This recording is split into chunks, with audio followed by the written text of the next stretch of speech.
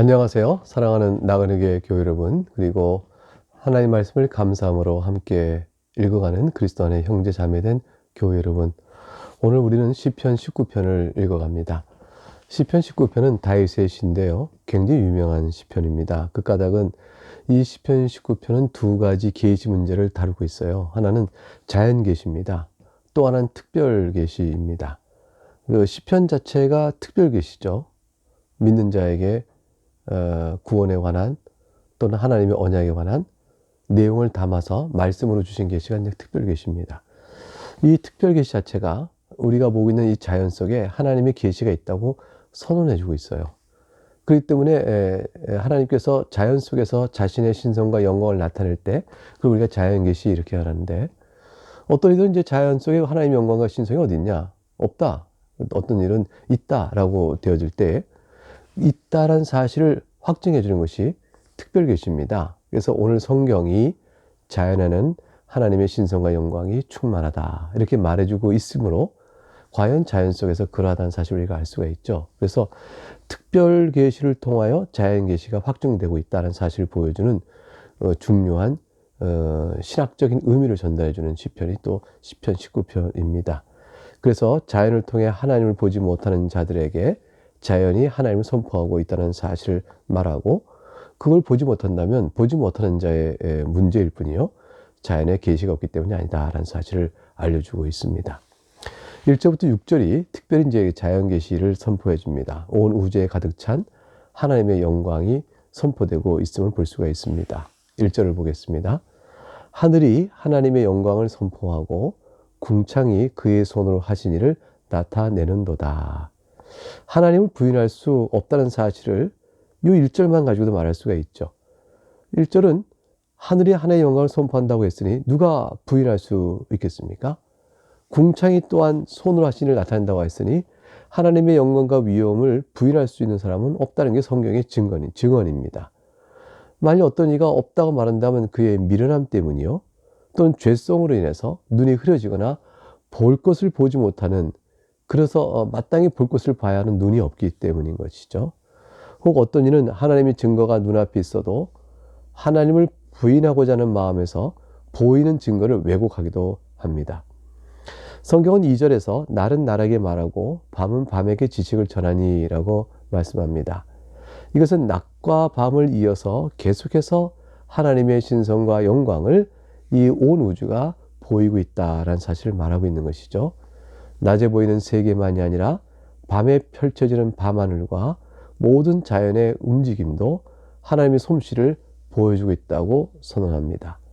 계속적으로 이 우주는 낮이건 밤이건 항상 지속적으로 어떤 입이라도 능히 핑계할 수 없을 정도로 매우 분명하게 보여주고 있다고 성경은 선언합니다. 사랑하는 여러분, 여러분은 보고 계시나요? 자연을 통해서 과연 성경의 증언대로 하나님의 신성과 영광을 보고 계시나요? 보고 계실 것입니다. 왜냐하면 우리는 다 하나님을 믿는 사람이요, 그리스도 안에서 영적 안목과 눈이 떠져 있어서 자연을 보면 하나님의 영광의 손길이 보입니다. 근데 똑같은 밤하늘과 또 우주의 모든 변화들과 그 질서를 보고도 왜 옆에 있는 믿지 않는 분은 하나님을 못 보는 것일까요? 거기서 계시 인식의 눈이 다른 것이죠. 없어서가 아니요, 볼 눈을 갖지 못한 것이요, 보이는 것을 부인할 수 없지만, 양심이 그것을 부인할 수 없지만 양심을 억지로 누르는 그들의 죄성이 또한 그것을 가리워 막고 있는 것입니다. 3절에 자연계시 특성이 있어요. 근데 그는 언어도 없고 말씀도 없으며 들리는 소리도 없다 이렇게 돼 있죠. 그러니까 이 자연을 통해 보이는 계시는 성경을 기록한 특별 계시와 달리 언어나 말씀으로 주어진 것이 아닙니다. 즉 언어 계시가 아니기 때문에 많은 이들이 자연 계시가 없다고 부인할 수 있다고 생각할지 모르지만, 도리어 언어의 차이로 인해서 보지 못한다는 말이 더 이상 있을 수 없는 계시라는 거죠. 그래서 전달하는 목소리는 분명히 있는 거죠. 계시가 울리고 있기 때문에 제 전달하는 목소리 있는 거예요. 그것이 언어적인 형태로 되어 있지 않은 것이죠. 근데 4절을 볼까요? 그의 소리가 온 땅에 통하고 그의 말씀이 세상 끝까지 이르도다. 하나님이 해를 위하여 하늘에 장막을 베푸셨도다. 그의 소리가 라는 것은 밤낮으로 이어지는 하늘에 가득 찬 하나님의 영광을 선포하는 소리를 뜻합니다.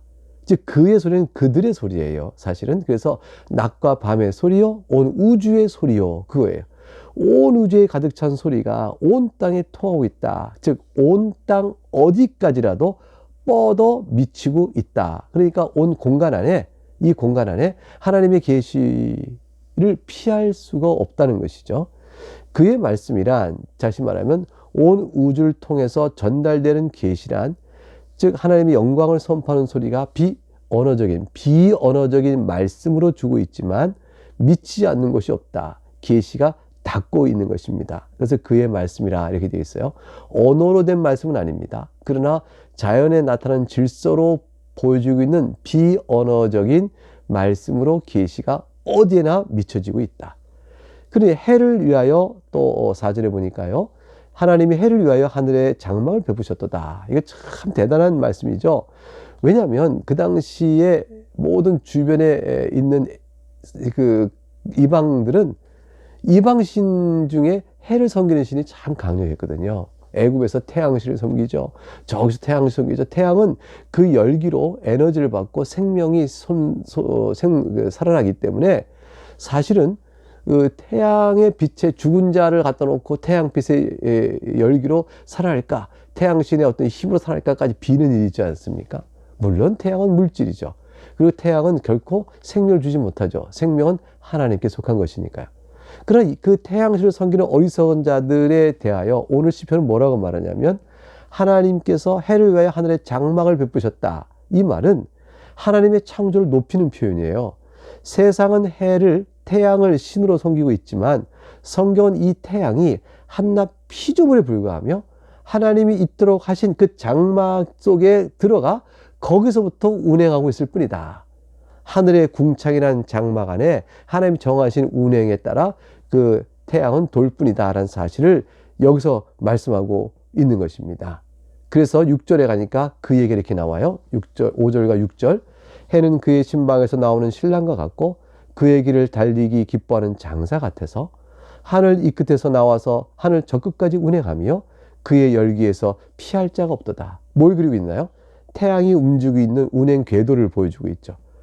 여기서 나와서 달리기를 기뻐하는 장사 막 달렸다가 이 끝에서 하늘 저 끝을 운행하며 그의 열기에서 피할 자가 없다. 라는 말은 하나님은 태양이 하나님이 정하시는 운행의 궤도를 따라 움직일 따름이고 하나님이 정하신 대로 움직일 따름이니 그것이 온 땅에 힘과 에너지를 주도록 하나님께서 만드신 것이라는 사실을 말해줍니다.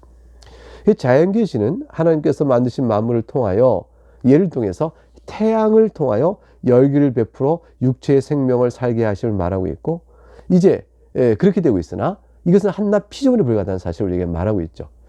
자, 그러면 하나님께서 육체의 생명을 주시고 그 생명이 에너지를 얻고 살아가도록 함에 있어서 태양의 에너지를 지구의 모든 생명체가 활용하여 살 수 있도록 하셨습니다. 자, 그렇다면 영적인 측면에서 생명은 무엇을 통해서 우리가 살도록 하나님이 하셨을까요? 그것이 하나님의 말씀인 율법입니다. 그 7절과 10절에 대조적으로 특별계시 단계로 넘어와서 우리의 영혼을 살리는 그 육체 생명의 태양과 같은 그것처럼, 육체가 에너지를 필요할 때 태양이 있는 것처럼 우리가 영적 에너지는 다 무엇을 얻을까? 하나님의 말씀에서 얻는 거죠. 그것을 이제 7절부터 10절까지 선포하고 있습니다. 즉 율법은 타락한 인간에게 구원을 주시는 하나님께서 그 생명을 일깨워 이스라엘 백성이, 하나님 구원받은 백성이 어떻게 살아야 할 것인지를 알려주는 교훈과 훈도로서 우리에게 주신 것이죠. 7절, 그 율법이 어떠한 성질을 갖는지 그 아름다운 10절 시편의 9절에 이어져 나옵니다. 여호와의 율법은 완전하며 영혼을 소성시키며 여호와의 증거는 확실하여 우둔한 자를 지혜롭게 하며, 이렇게 했습니다. 완전하여 영혼을 소성시키며 라는 뜻은 어떤 결함도 없고 부족한 것도 없고 필요한 것이면 다 갖추고 있다, 충분하며 충족되다, 이런 사실을 의미하죠. 그 죄 가운데 있는 인간의 영혼을 그래서 다시 회복하여 생명력을 활발하게 나타낼 수 이끄는 데에 율법은 적절하게 사용이 되는 것이죠.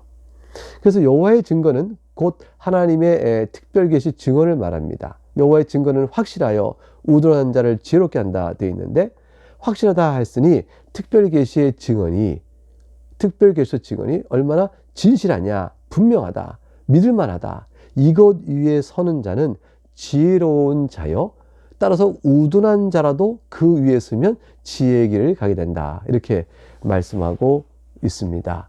하나님의 율법을 따라 살아가는 영혼은 생명길로 가게 되어집니다. 하나님의 율법을 거슬린 자는 영혼이 사망의 길을 가게 되는 것이죠.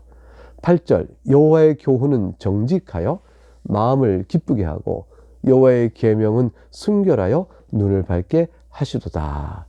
여호와의 교훈은, 곧 하나님께서 명하시는 것은 정직하다 했으니 올바르고 의로웁니다. 따라서 이것을 따르는 자의 마음에는 기쁨이 솟아난다고 되어 있어요.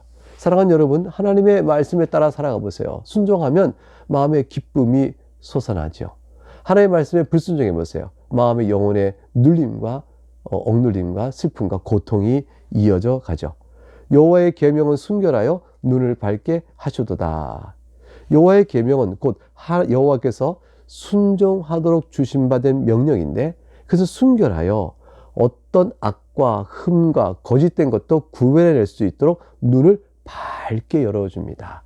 그러면서 실제로 마음이 청결한 자는 하나님을 볼 수 있는 거죠. 눈이 밝아져서 옳은 것을 구별할 수 있게 되어진 것이죠. 그 순결성을 여호와의 주신 명령이 우리에게 주신 바 됩니다. 9절에 여호와를 경외하는 도는 정결하여 영혼까지 이르고 여호와의 법도 진실하여 다 의롭도다 되어 있어요. 경외하는 도라는 것은 곧 경외하여 하나님 앞에 경건한 삶을 살아가는 그 내용을 말하는데, 그 정결하여 악을 미워하고 또 죄를 떠나는 삶을 살아가므로 흠없는 삶을 하나님께 드리게 되어집니다. 그러한 것은 영혼까지 이르니 하나님께서 영혼 안에서 볼 때도 옳도다 인정하시는 내용이 되어지는 것이죠. 여호와의 법도 진실하여 다 의로우니, 여호와의 법은 진실하여 변치한다는 말씀이죠. 따라서 변치할 뿐더러 의롭다고 말을 합니다. 그러니 여호와의 율법에 대한 이와 같은 모든 고백과 그 성질에 대한 바른 이 교훈들은 우리에게 여호와의 율법을 어떻게 대해야 될 것인가가 10절에 적용점이 나오죠. 그것은 뭐예요? 금, 곧 많은 순금보다 더 사모할 만한 것이고 꿀과 송이꿀보다 더 달도다, 이렇게 말합니다. 정말로 이러한 율법은 지극히 소중하니까 순금의 가치와 비할 것이 아니고 지극히 달콤하니 송이꿀과도 비교할 것이 아닙니다. 우리는 인생의 즐거움을, 위로를 어디서 구하여야 할까요? 하나님 말씀에서 찾아야 하는 것입니다. 살아가는 삶의 자리에 발자국을 보게 되면 괴롭고 슬프고 아픔이 큽니다. 그러니까 내딛는 발자국, 땅을 쳐다보면 곤고해요. 그러나 하나님의 말씀 속에 들어가게 되면 우리는 또 다른 세상이 열려지고 있는 것이죠. 약속된 하나님과의 교통과 위로가 있고 눈물이 있습니다. 감사가 있어요. 그러므로 순금보다 겨우 송이보다 달다는 것은 율법에 대한 성도의 자세에 따라서 그 달콤함과 그 귀한 것을 맛보고 알아갈 수가 있게 되어지는 것이죠. 성도이면서 땅을 자꾸 바라보면 슬픔 속에 무너져 갑니다.